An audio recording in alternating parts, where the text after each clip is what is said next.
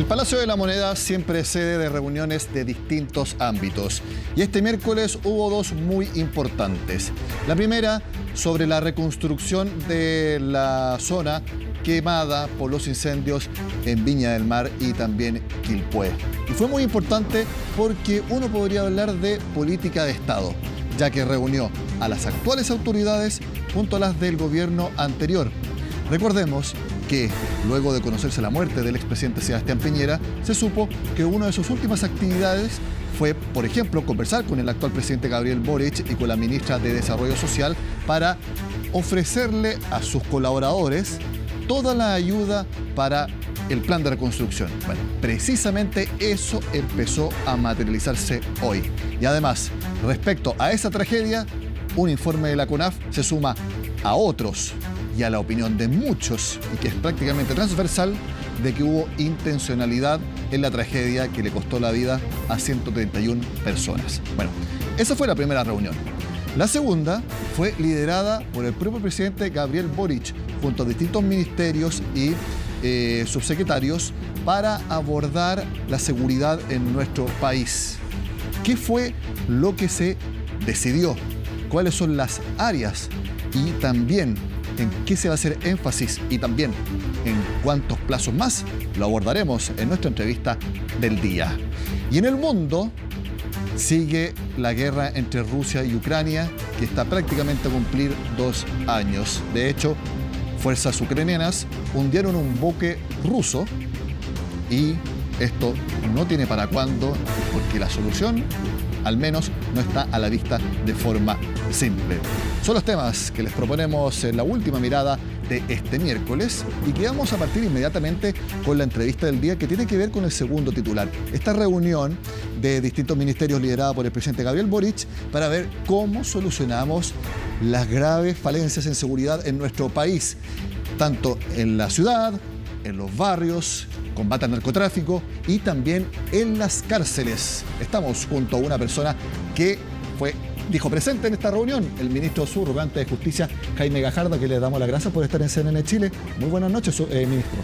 No, muy buenas noches y muchas gracias a ustedes por la invitación. Uno se acostumbra a los cargos titulares como subsecretario, pero ahora está usted como ministro subrogante. Y quiero preguntarle, para que las personas lo sepan en sus casas, ¿cuáles fueron las medidas en estos ámbitos que yo mencioné que se tomaron luego de la reunión liderada por el presidente Gabriel Boric? Bueno, tal como tú señalaste, efectivamente en el Gabinete Pro Seguridad, liderado por el propio presidente de la República, que fue una de las medidas que él anunció antes de la terrible tragedia de Viña del Mar, Quilpué y Villa Alemana, lo que se abordó principalmente dice relación con la estrategia de seguridad del gobierno para el periodo que viene, ¿ya? Esta es una estrategia que va a ser construida, que ya ha sido construida, que tiene 5 ejes de trabajo y lo que nos mandató el presidente es que tuviéramos énfasis en la coordinación de las distintas subsecretarías de Estado y ministerios que tienen relación con las materias de seguridad, que son la preocupación principal de los ciudadanos y ciudadanas en nuestro país, para que fuéramos más efectivos, para que tuviéramos una respuesta más oportuna, para que pudiéramos mejorar los índices en materia de seguridad, para que en el fondo la ciudadanía se sienta más segura y además también podamos tener resultados concretos. Entonces, para esto nos mandató ya para la próxima reunión, que va a ser el jueves 29, traer un plan concreto en materia de control de armas, traer también un plan concreto en materia de prevención del delito y además agendamos los temas que van a tener las próximas reuniones. Dentro de ello está, por cierto, la política penitenciaria, el fortalecimiento de Gendarmería de Chile, que es algo que le corresponde directamente al Ministerio de Justicia, porque hemos visto en otros países de la región que lo que ocurre en los establecimientos penitenciarios es clave para la seguridad nacional y es clave para el Estado de Derecho. Vamos directo a ese tema, entonces. Usted tiene que elaborar este documento, 29 me dijo, eso es en 2 semanas más, pero si nos puede dar, por ejemplo, una medida concreta que usted aplicaría ahora para mejorar. La pregunta no es la seguridad dentro de las cárceles, no es que se estén escapando reos, sino que el actuar de las bandas dentro de las cárceles. ¿Qué es una medida que usted aplicaría ahora mismo? Bueno, nosotros tenemos un plan de seguridad penitenciaria. tenemos también un plan de infraestructura penitenciaria para hacernos cargo de tanto los problemas de reos más peligrosos que tenemos, que es un fenómeno que hemos vivido en los últimos 5 años, pero también para hacernos cargo de la sobrepoblación que tenemos hoy por hoy en los establecimientos penitenciarios, que afecta, por cierto, la seguridad de los establecimientos penitenciarios. Para eso tenemos un plan, y el objetivo de este Gabinete de Proseguridad es ver acciones coordinadas. Entonces, por ejemplo, lo que vamos a traer para la reunión del jueves 29 son acciones coordinadas en seguridad perimetral de los establecimientos penitenciarios. Ya tomamos una primera medida junto con el subsecretario de Interior hace un par de semanas atrás, con la alcaldesa de Santiago, con la delegada presidencial. Hicimos un trabajo de despeje de todo el comercio ilegal que se encontraba alrededor de Santiago 1, que de hecho está aquí muy cerca de los estudios, que ustedes lo podían ver. Que yo le digo, muchas veces saliendo del canal yo he visto a personas tirando pelotas, tirando elementos por arriba de la muralla hacia el interior de la expenitenciaría. Exactamente, y por lo mismo hicimos este despeje de todo el comercio ilegal, demolimos un montón de estructuras que existían ahí, y hoy por hoy, si ustedes pasan por ahí, ya no se ve el comercio ilegal que existía. Hemos retomado el control de la seguridad perimetral de ese establecimiento penitenciario, que es clave para la seguridad de nuestro país.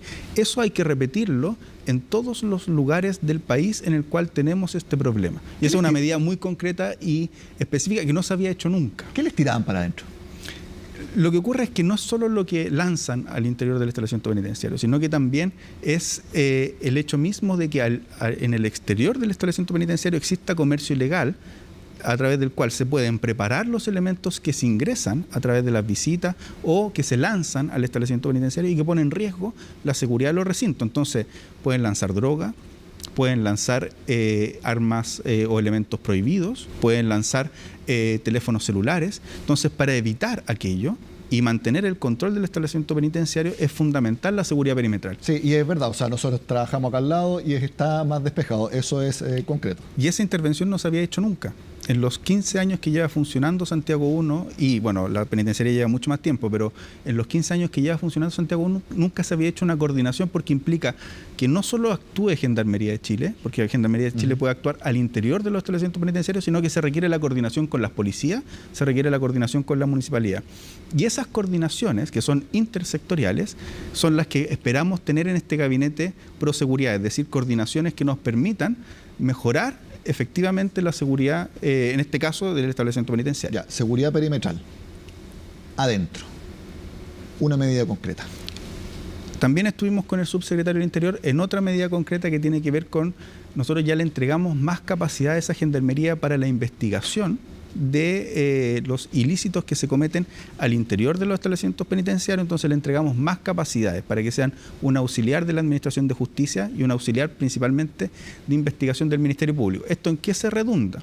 En que creamos oficinas de investigación criminal, que por ejemplo, estuvimos también hace un par de semanas atrás junto con el subsecretario en Puerto Montt, se desbarató una banda que ingresaba elementos prohibidos. Entonces, no solo con la seguridad perimetral logramos que no se ingrese, sino que vamos al problema de raíz. Desbaratamos 2 bandas que ingresaban, fabricaban los elementos prohibidos y los ingresaban al interior de los establecimientos penitenciarios. Cuando habla de más capacidad, son más personas y que se dedican tanto a la seguridad como también a la investigación, y por eso nombró a la Fiscalía. No, cuando hablo de capacidad hablo de 2 cosas en particular.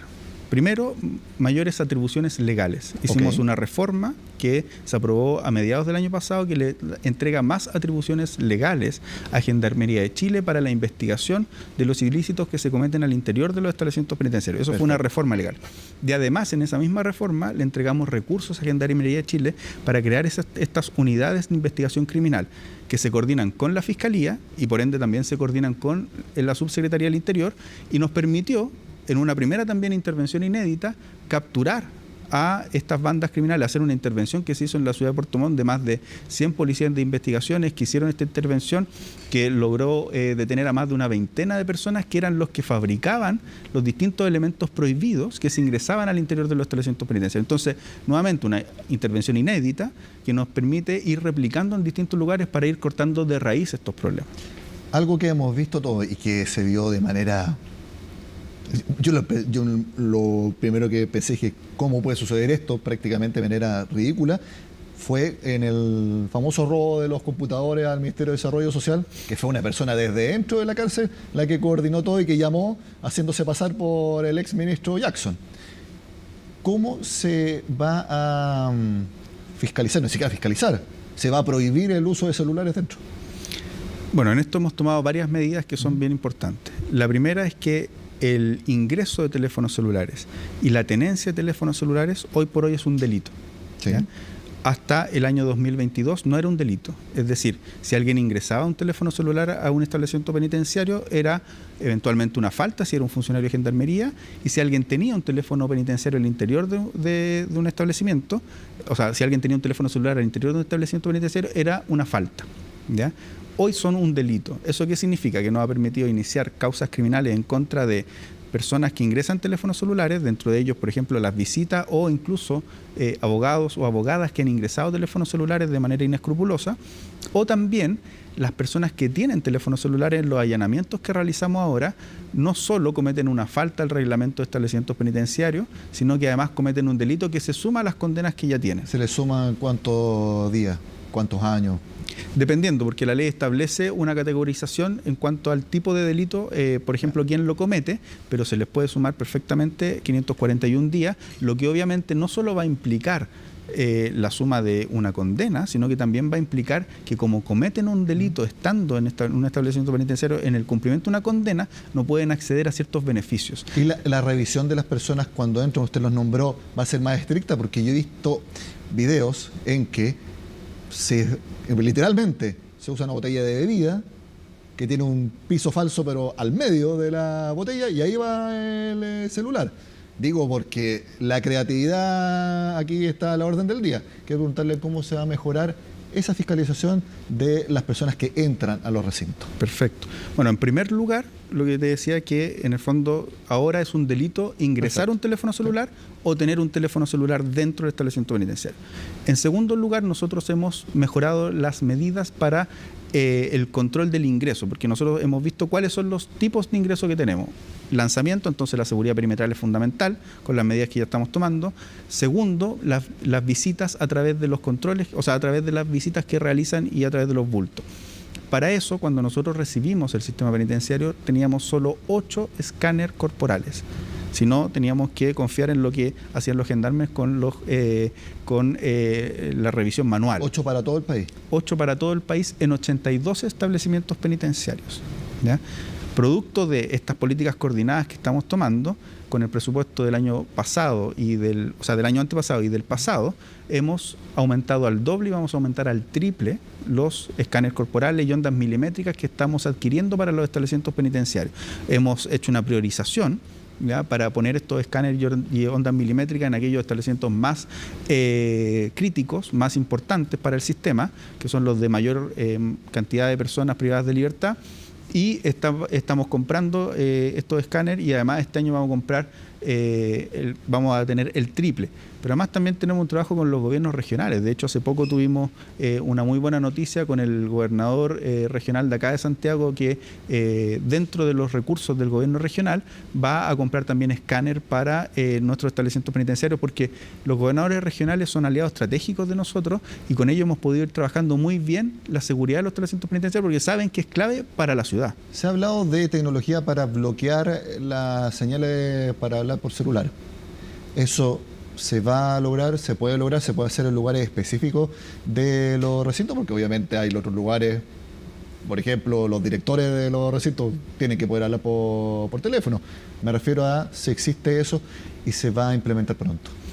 Una de las medidas que también estamos tomando es precisamente la inhibición de la telefonía celular.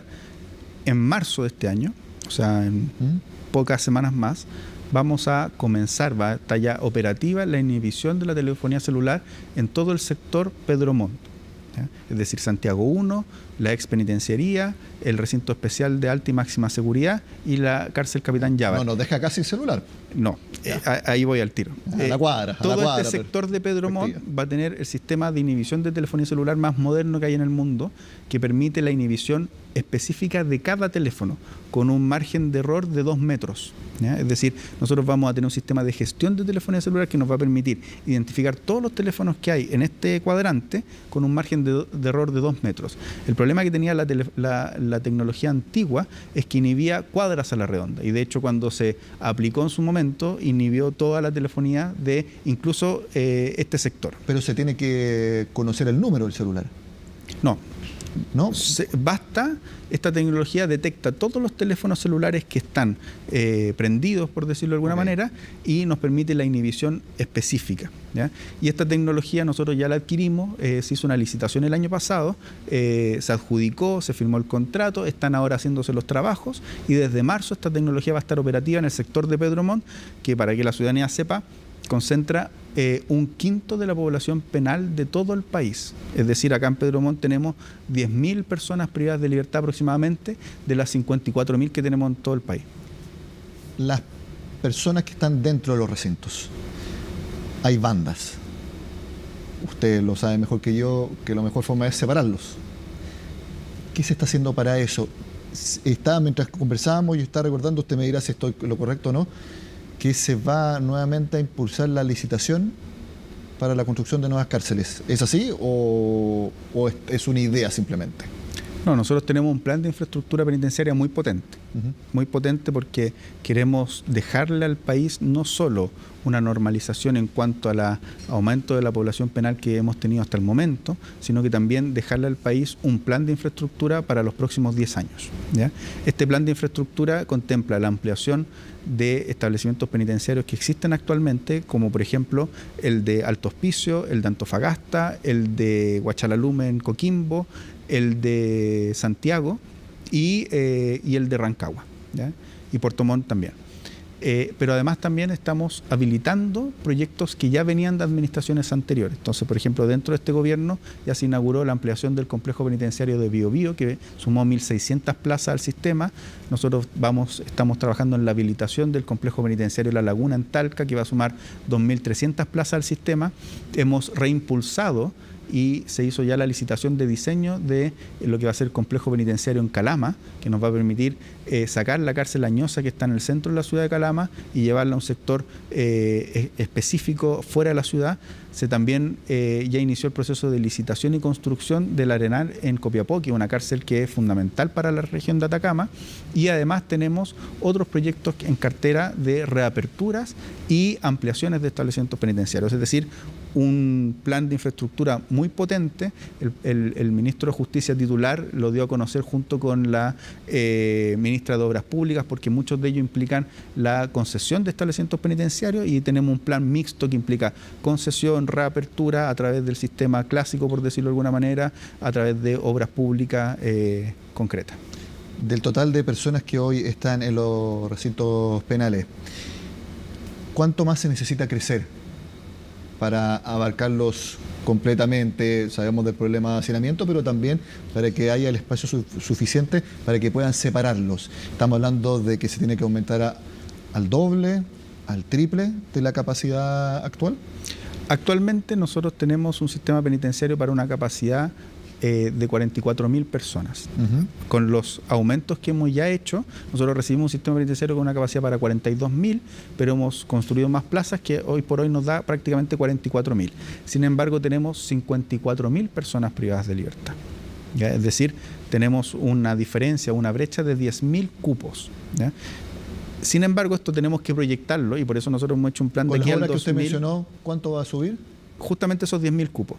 Van a quedar, podemos decir, cada 1-1. Claro, sin embargo, el crecimiento de la población es año a año. Entonces nosotros por lo mismo hemos proyectado un plan de aquí al 2030, donde proyectamos que la cantidad de población privada de libertad va a llegar a los 64.000, 65.000 personas, y queremos dejar a nuestro país con un plan de infraestructura penitenciaria que le permita al 2030 tener una capacidad adecuada para la población privada de libertad que va a haber.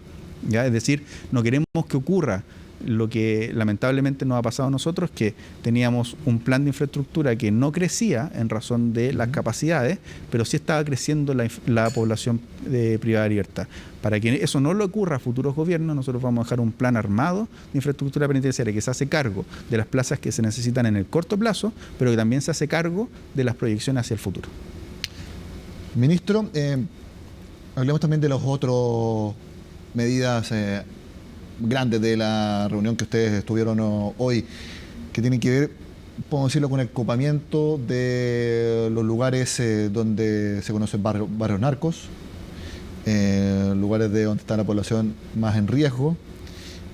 ¿Cuáles son los planes ahí? Yo vi en general que el presidente Gabriel Boric hablaba de más áreas verdes, más zonas para hacer deporte, perfecto, pero también copamiento de más carabineros, coordinación con la seguridad municipales, más presencia de los organismos de seguridad. Bueno, en la reunión tuvimos una evaluación que presentó la ministra y el subsecretario del Interior respecto a las estrategias que se han llevado hasta ahora, pero también del plan Calle Sin Violencia.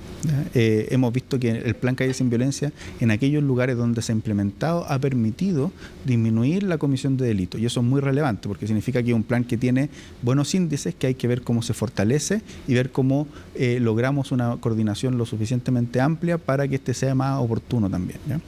En ese sentido, lo que se habló y precisamente lo que se nos solicitó para la próxima reunión es tener un plan específico en materia de prevención. Y en materia de prevención se requieren dos cosas. Primero, la coordinación de los programas de prevención con otros servicios sociales, pero también la recuperación de espacios públicos. La recuperación de espacios públicos es clave. Entonces ahí se vio, por ejemplo, cómo ha funcionado el programa Calle Sin Violencia y la recuperación de los lugares donde estaban los mausoleos narcos y se han transformado en espacios públicos recuperados por la ciudadanía. También vemos cómo se tiene que articular de mejor manera la oferta pública para que las personas que están en situación de riesgo, que puedan ser cooptadas por el narcotráfico, que puedan ser cooptadas por bandas criminales, tengan una alternativa efectiva y real para optar no por el camino delictivo, sino que por el camino que nos permite a nosotros como comunidad tener más cohesión social. En ese sentido, también lo que se hace en reinserción social desde los establecimientos penitenciarios es fundamental. Es clave. Si nosotros pensamos en un sistema penitenciario sustentable en el tiempo, necesitamos que el sistema penitenciario no solo nos permita que sea seguro, es decir, que las personas cumplan su condena, que no se contaminen criminológicamente, que eventualmente estas personas no sean cooptadas por bandas criminales, también tenemos que contemplar de que los sistemas penitenciarios tienen el rol de, ojalá, lograr que la persona que está en el establecimiento penitenciario el día de mañana se reinserte en la sociedad y no vuelva a cometer un delito y vuelva a ingresar al establecimiento penitenciario. Nosotros actualmente la población que tenemos es lamentablemente multireincidente, es decir, estamos fallando en las labores de reinserción. Entonces, cuando hablamos de prevención, también hablamos de reinserción social. Respecto a la reincidencia, quiero preguntarle dos cosas. ¿Hay un convencimiento en el gobierno de que ya no van a haber más indultos? Lo que nosotros sabemos es que los indultos tienen que revisarse primero caso a caso. En segundo lugar, ya lo ha dicho la ministra del Interior de una manera muy clara, que por ahora no tenemos contemplado más indultos en materia de las personas que participaron en el estallido social, y en ese sentido hay una instrucción también del ministro de Justicia muy clara respecto a que durante el mandato que tenemos no se han concedido más indultos en esa materia. Y otra cosa también que tiene que ver con las pensiones de gracia. Todavía no se sabe a quiénes se les revocó efectivamente la pensión de gracia. ¿Ya está esa información? Esa es una información que está a cargo del Ministerio del Interior. Oportunamente lo va a comunicar públicamente. El presidente de la República además ha tomado un papel aquí muy central para revisar aquellas personas a las cuales se le otorgó la pensión de gracia que se considera que eventualmente habría que revocársela. Pero lo conversaron hoy día, porque si ya se sabe a quiénes, no entendemos por qué todavía no se ha comunicado. No, hoy no fue materia de conversación de la reunión. La reunión se centró en la evaluación de los ejes en materia de seguridad y también en aquellos aspectos que es necesario que avancemos rápidamente para mejorar la coordinación y tener más seguridad, que es lo que requiere la ciudadanía. Ministro, tenemos 3 minutos para la polémica del momento que tiene que ver con el Poder Judicial. Los famosos Lexus que habrían aprobado los ministros de la Corte Suprema, están veremos. no sabemos qué es lo que va a suceder. Pero se lo pregunto porque ustedes temprano, este miércoles, le entregaron vehículos a Gendarmería. Lo vi, unos furgones Mercedes, que seguro que no deben ser baratos, pero me imagino que lo eligieron porque cumplen funciones y tienen capacidades que son necesarias para realizar la labor. También vi una Toyota RAV4 y otros. Le quiero preguntar si usted cree que todo funcionario público debe tener un auto acorde a sus necesidades. No digo que menos, pero tampoco más. Por ejemplo, yo no sé en qué auto anda usted generalmente. Bueno, yo de auto no sé mucho, así que de hecho honestamente no lo tengo claro en qué auto ando. Okay. Lo que sí sé es que es un auto que ya tiene un tiempo, nosotros no hemos renovado la flota, salvo uno que se echó a perder, que efectivamente ya había que darlo de baja y cumplía. Nosotros tenemos un instructivo del Ministerio de Hacienda que nos señala cada cuánto tiempo se tienen que renovar y cuál es el tope máximo de recursos que se puede gastar. Pero, por ejemplo, usted dentro de sus movimientos, me imagino que no requiere un auto de alta gama. Honestamente, como no tengo claro cuáles son los modelos y eso, pero lo que sí nosotros requerimos un automóvil para los desplazamientos a regiones, para ir al Congreso, para las actividades diarias. Yo creo que aquí el punto relevante es que los organismos públicos tienen que tener las capacidades para las funciones operativas que cumplen. Por ejemplo, los vehículos que yo les mencioné hoy día, ¿son los que efectivamente necesita Gendarmería para hacer sus funciones? Lo que nosotros entregamos el día de hoy eran 25 vehículos, de esos 25 son 7 furgones para el traslado de internos, que son los Mercedes-Benz que usted señalaba, que son aquellos furgones que tienen primero un acorazado, es decir, son furgones que nos permite que sean semiblindados, ¿ya? Segundo, dentro tienen un conjunto de capas que permite trasladar a personas altamente peligrosas y además también permite que los funcionarios de Gendarmería vayan en condiciones de seguridad al interior, ¿ya? Y además tienen un conjunto de cámaras internas para ir grabando lo que ocurre, están conectados a través de un sistema de radio y de tecnovigilancia, es decir, son vehículos que nos permite cumplir las funciones de Gendarmería. Gendarmería traslada una cantidad de personas de interno muy alta durante todo el día, en el fondo. Yo no sé cuánto costarán esos vehículos, pero si son de alto costo, bueno, pues las que usted me menciona, tiene una razón justificada. Claro, es para la función de Gendarmería y los otros vehículos que entregamos son para las funciones operativas, es decir, para el traslado de las fuerzas operativas de Gendarmería que también se tienen que trasladar desde la unidad de servicios especiales a los establecimientos penales, a los centros de reinserción social, a las distintas funciones que cumplen diariamente a nivel de todo el país. Gendarmería que tiene un movimiento que es muy amplio. Ante eso, entonces yo le pregunto, como usted conoce el Poder Judicial, ¿se justifica un Lexus de casi 60 millones de pesos para que un presidente o un ministro de la Corte Suprema realice sus funciones? Yo creo que esa pregunta en particular respecto a los modelos de los autos, el costo de los autos, y eso es una pregunta que tiene que responder el Poder Judicial. Lo que yo le puedo señalar es que el Poder Judicial solicitó en la formulación presupuestaria recursos para la renovación de sus vehículos. En la formulación presupuestaria, la Dirección de Presupuesto no acogió esa solicitud, sin embargo, en el ítem general, donde se compra estos vehículos, hay recursos necesarios, no para la glosa específica de renovación de vehículos. Estos recursos fueron aprobados por el Congreso Nacional y el cómo se ejecuta el presupuesto y el qué modelo de auto que necesitan los ministros, qué tipo de seguridad necesitan. Por cierto, me imagino que tienen que moverse en un auto seguro, en un auto que les permita cumplir su función, pero esa respuesta en particular es una respuesta que tienen que dar el Poder Judicial, que es un poder autónomo del gobierno, que ejecuta un presupuesto que se formula en coordinación con el gobierno, pero que es aprobado por el Congreso Nacional y que ellos son los que responsables en la ejecución del presupuesto. Pero ¿es necesario el lujo para hacer un buen trabajo en la justicia de nuestro país, en este caso, transporte lujoso? Yo creo que es muy relevante que todas las instituciones y todos los funcionarios públicos tengamos en consideración de que la austeridad tiene que ser algo que marca la función pública. Se necesitan medios para cumplir una función, pero la austeridad es clave en la función pública. Jaime Gajardo, ministro subrogante de Justicia, muchas gracias por esta conversación en Última Mirada. Muchas gracias a usted.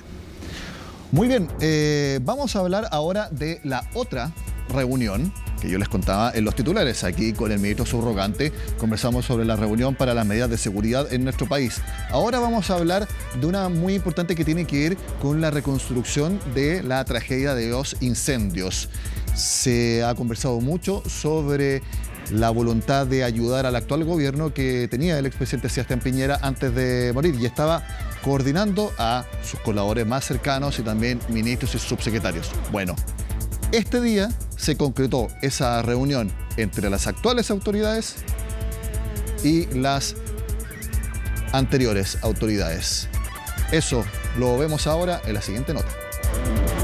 Para ellos el día comenzó temprano. Exministros del expresidente Sebastián Piñera acudieron al Palacio de la Moneda para aportar con sus conocimientos en la reconstrucción post-incendios. Hemos venido a cumplir el último encargo del presidente Sebastián Piñera. Y venimos como nos lo habría pedido él, con sentido de urgencia, con trabajo 24 y siempre, con un trabajo serio y detallado, con un trabajo que contempla costos, como él lo habría exigido. Los colaboradores del exmandatario presentaron una propuesta de reconstrucción que calificaron como robusta. La estrategia considera una inversión de $742 millones, permitiendo levantar 710 viviendas dañadas y recuperar 27 barrios. Un encuentro en el que, además de abordar la situación en Valparaíso, también se analizaron otras emergencias, como un eventual terremoto, un intercambio de ideas que se suma a otros empujados por la encargada de la reconstrucción. Cuando enfrentamos situaciones como esta, situaciones que son tan dramáticas, que han significado mucho dolor, mucho daño a miles de familias, tenemos que tener una visión de Estado. Desde el primer día me puse en contacto con diversas personas a quienes les han tocado distintas catástrofes, como la expresidenta Bachelet, con el expresidente Piñera, con distintos delegados y delegadas de reconstrucciones anteriores. Esfuerzos que se realizan para levantar nuevamente a Valparaíso. Todo mientras, en terreno, continúan las indagatorias para dar con el origen de los incendios. De hecho, técnicos de la CONAF y desde el Ejecutivo ya hablan más claramente de una posible intencionalidad tras las llamas. Estamos observando fenómenos de intencionalidad en algunos de los incendios por las unidades de investigación y estamos también con todas las capacidades, tanto de aeronaves como recursos terrestres, dispuestas estratégicamente en el territorio en rondas preventivas para evitar cualquier conducta negligente. 70 incendios intencionales en los últimos 3 años en la Reserva Peñuela y en su entorno. 4 focos a 1,7 kilómetros y eso tiene que ser un llanero solitario muy bueno para correr rápido, ¿no? Entonces acá tenemos una sospecha fundada. Y justamente a raíz de esa sospecha fundada es que el municipio de Viña del Mar presentó una denuncia ante Fiscalía acusando intencionalidad. En el documento relata una serie de hechos ocurridos la madrugada del 3 de febrero y en las que se evidenciaría la participación de terceros. Paralelamente, en la quinta región continúan los trabajos para definir el impacto de la emergencia en los damnificados. Tenemos 19.260 personas catastradas por la ficha FIBE. Es probable que esta cifra varíe, pero muy poco respecto a la dimensión global que tiene la afectación de este incendio. 13.535 personas en Villa del Mar, 5.441 en Quilpué y 284 de Villa Alemana. Pero la aplicación de la ficha básica de emergencia está acompañada por otras iniciativas. Una de ellas reúne más de 50 profesionales de la salud, quienes están brindando apoyo psicológico a los afectados, considerando el trauma que puede generar un incendio de grandes magnitudes. Estamos llegando a los territorios para poder eventualmente trabajar también con el tejido social,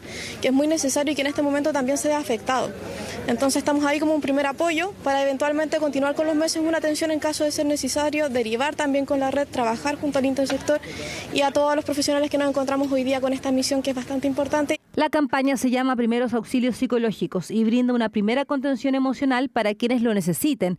Esto permite, en caso de ser necesario, derivar a pacientes a los servicios de salud. Con esta polera verde, decenas de psicólogos recorrerán las zonas afectadas por los incendios, acercando la salud mental a la gente. Por otro lado, el desafío Levantemos Chile ya llegó a su primera meta, 5.000 millones de pesos, que irán en directo beneficio de los damnificados. Queremos no solo ir en el tema de viviendas, que sabemos que es muy importante y que es una tarea titánica, Pero también queremos entrar en proyectos emblemáticos como es educación, ayudar a reconstruir la escuela de Villa Independencia. También queremos entrar en todo el tema de sedes sociales. Hoy día hay más de 70 sedes sociales que han sido destruidas completamente. Así continúan los días después de la catástrofe, todos desplegados y reuniones realizadas para dar respuesta urgente a los más de 19.000 damnificados. Hacemos la pausa y al regreso analizamos junto a Raúl Sor los casi 2 años de la guerra entre Rusia y Ucrania. Ya volvemos.